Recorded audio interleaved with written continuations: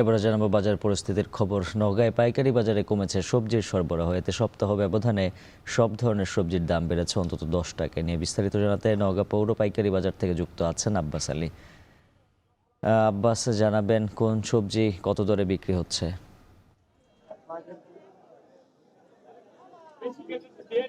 উজ্জ্বল, গত প্রায় 1 মাস থেকে সবজির দাম স্বাভাবিক ছিল, তবে গত 1 সপ্তাহ থেকে সবজির সরবরাহ কিছুটা কমে আসার কারণে বলা যায় যে সব ধরনের সবজির দাম বেড়েছে, অর্থাৎ সপ্তাহের ব্যবধানে প্রতি কেজিতে প্রায় 10 টাকা বেড়েছে। আর দাম বেড়ে এখন সবজি বিক্রি হচ্ছে, সবচেয়ে বেশি দামে বিক্রি হচ্ছে করলা, টমেটো 65 থেকে 70 টাকা কেজি।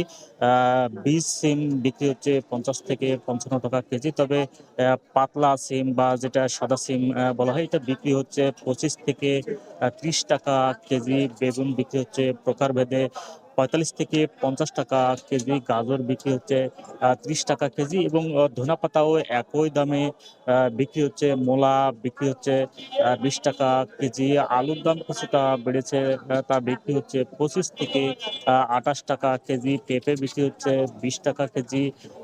মরিচ বিক্রি হচ্ছে 90 থেকে 95 টাকা কেজি, এবং ফুলকপি প্রকারভেদে বিক্রি হচ্ছে 20 থেকে 25 টাকা পিস, এবং লাল শাক বা সবুজ শাক রয়েছে, এগুলো বিক্রি হচ্ছে 25 থেকে 30 টাকা কেজি হিসেবে।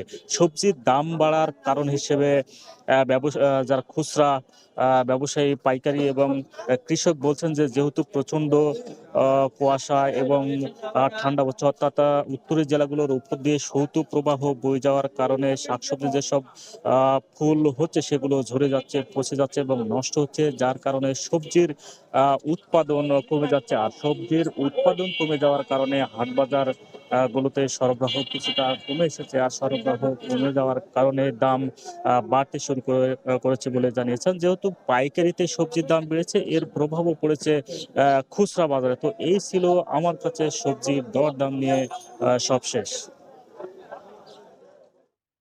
আব্বাস আলী জানাচ্ছিলেন নওগাঁর সবজির বাজারের খবর।